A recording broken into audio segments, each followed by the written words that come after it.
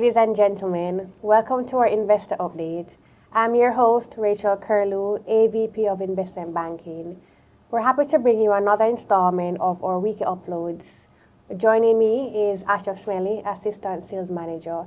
Asha is no stranger to the show and has shared her insights with us numerous times in the past. Today, she'll be covering NCB Financial Group. The second company, JAMT Limited, will be presented by myself. And if you're a fan of the content, then don't forget to subscribe. Also, hit the bell to stay up to date with the channel. We upload content like this every week. Also, if you want to embark on your first investment journey, you should take that first step with Mayberry. Follow us on social media to learn more about how you can get started today. So, I'll get things started off with JAMTs. Just to recap, JAMTs comprises of three divisions, namely manufacturing, retail, and real estate. The manufacturing division, through its subsidiaries Caribbean Dreams, is one of the largest producers of teas in the Caribbean. The retail division operates a chain of supermarkets. And finally, the real estate division develops housing and commercial properties in Jamaica. They also have their investment arm through their subsidiary QAI, which is also a listed entity on the Jamaica Stock Exchange. So we see here that JAMT continues to diversify its revenues. So let's see how this translates into the company's profitability. So let's examine how this affected their profitability for the year. For the full year ended September 2022, revenues increased 9% to 2.4 billion, up from 2.2 billion reported the prior year. Cost of sales increased 12% due to increased freight rates, which resulted in gross profits declining by 2% to 542 million. Unfortunately, they booked a fair value loss of 327 million, which resulted from the unrealized investment losses of QAI due to decline in stock prices during the period and also the global bonds. Considering this and factoring a 37% increase in expenses and a 33% increase in finance costs, JAMT reported a 73% decline in net profits. Their balance sheet, however, still remains strong, with a 21% growth in their total asset base and a 28% growth in their shareholders' equity. Examining how the stock has traded in light of this, it's currently trading at $2.50 with a relatively rich PE of 27 times. Relative to its trailing EPS of 193 million. And you can also consider the junior market is trading at a PE of 15 times. We're also seeing where the stock traded at a high of $4.42 and a 52-week high of $4.42 and a 52-week low of $2.20. Looking at the quarterly graph on the next slide, the company Q4 results still lag behind prior year's quarters, but they are seeing a general improvement in the revenue line items. The manufacturing division increased sales by 25%. The retail division is now bouncing back after the outbreak, and their real estate project on Belvedere Road is expected to be completed March of this year. So we can definitely expect to see some gains being reflected in this financial year for the company. We can expect this to translate to a general uptick in the stock price. On the next slide, we see where the stock closed at $2.51 yesterday, relative to a high of $4.28 back in February of last year. With the general improvements in the company's revenue lines and the completion of their real estate project, we can see this being translated in the company's bottom line. We also expect a fair value gain through their subsidiary QAI, as we believe inflation rates have tapered off and interest rates will be trending back down within the next 9 to 12 months. So we should be seeing a reversal of that fair value loss which was booked in the September period.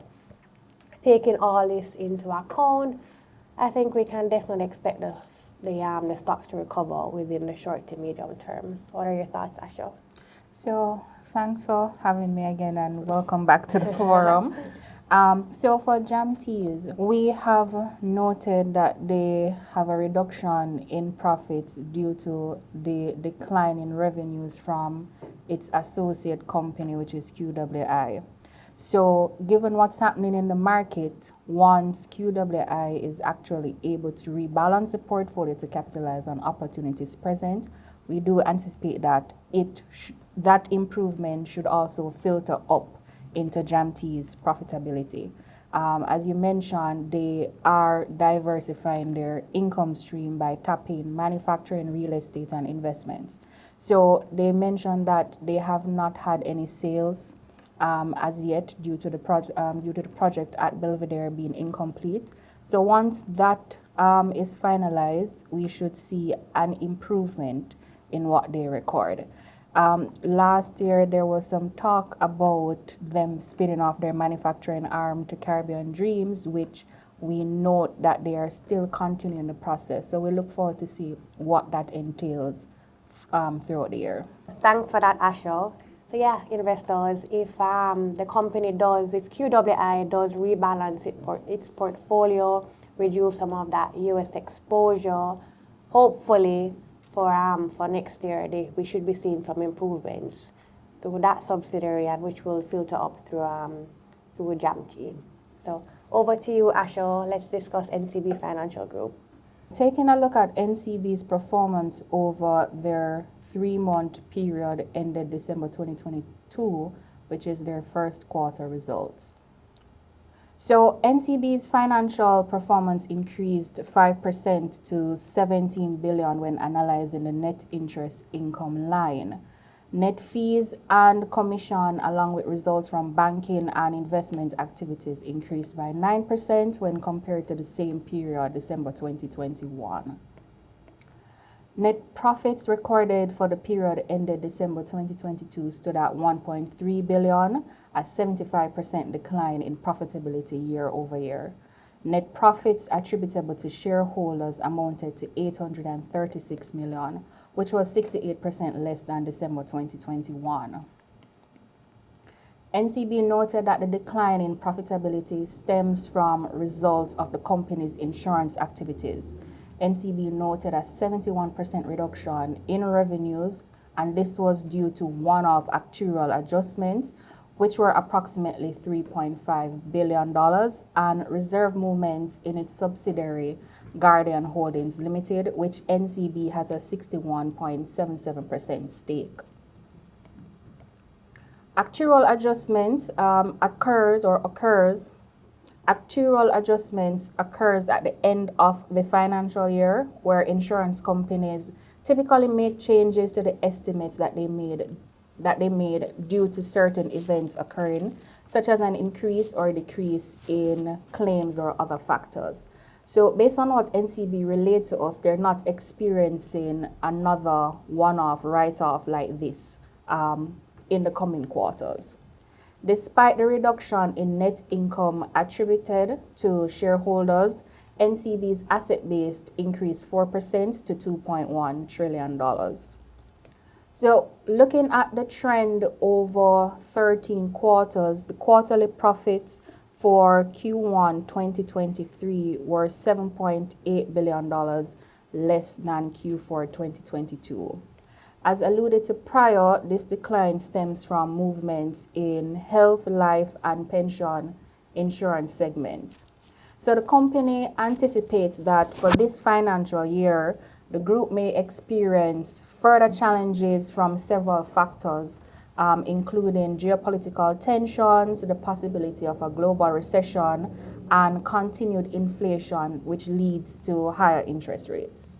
Capturing how the price has traded over a 12-month period starting in January 2022, we note a steady decline up to the close yesterday, February 7th, 2023. So we're seeing where the stock peaked at $133 and closed at a low of $73.78. During this time frame, NCB actually traded at its 52-week low of $72.01, and this is the lowest it has traded since 2017. Observing the key statistics, we note NCB has a PE ratio of 6.66 times. Comparatively to its peers and the main market, the PE is trading at a huge discount, or the stock is trading at a huge discount. The company's book value per share stands at $59.45 with a PB ratio of 1.24 times and a trailing EPS of $11.70 per share. And we note that NCB has not declared a dividend since May 2021. So with these factors that we have just noted and the results, Rachel, what do you think NCB's year would look like going forward?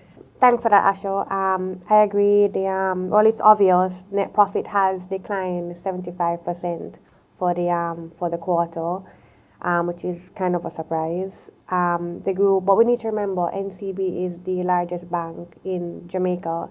They have 2 trillion in assets and over 715 billion in client deposits. They're also aggressive in the digital market space with the launch of their digital wallet link. We expect them to gain even more market share.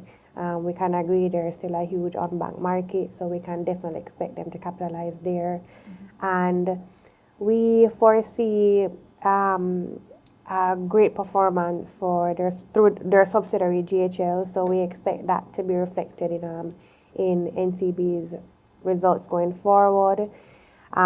We did note that this was a one-off loss for the quarter, so we don't expect a reoccurrence.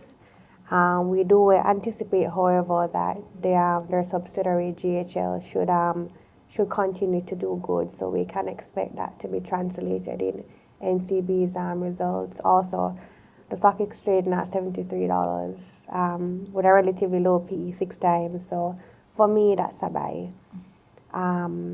Yes, they made a loss, but in terms of their trailing earnings of 27 billion, it's still a buy for me. We're expecting it to go to at least $150 within the next 12 months. Okay. So that completes our review on our 2 companies, JAMT and NCB Financial Group. Asha, before we close, do you have any investor tips for viewers today? Yes. Before we go, I just needed to just leave this thought with you all. Be practical with your investing strategies and practical with your objectives. Without knowing what you want to achieve at the end of the year, whatever, depending on the timeline that you may have for your portfolio, etc., you will be investing blindly, and we do not encourage persons to invest blindly. We have the best advisors here at Mayberry Investments Limited. So if it is that you would need or like some direction from our stalwart of advisors that we have here, you can just visit us at 1.5 Oxford Road, or give us a call, or visit us on our social media pages. We look forward to hearing from you and helping you to achieve your investment goals for 2023 and beyond. Thanks for that, Asha. And guys, just to remind you, strategy is important, and I couldn't say it any better. We have the best financial advisors here at Mayberry, so definitely reach out if you do need some guidance. And that's it for today's discussion. I'd like to thank our viewers for tuning in today. Your support is always appreciated. I would also like to thank my co-host, Asha Smelly, for contributing to today's discussions. If you are curious about our updates on our virtual investor forum, then find us on social media. We share our live stream dates and upcoming guests on our official social media pages. Give us a follow and stay on top of all things forum related. Also, don't forget to subscribe to our YouTube channel, Mayberry Investments Limited, and click the bell to receive all notifications. Keep safe And remember, wise investors, slow and steady wins the race. Thank you.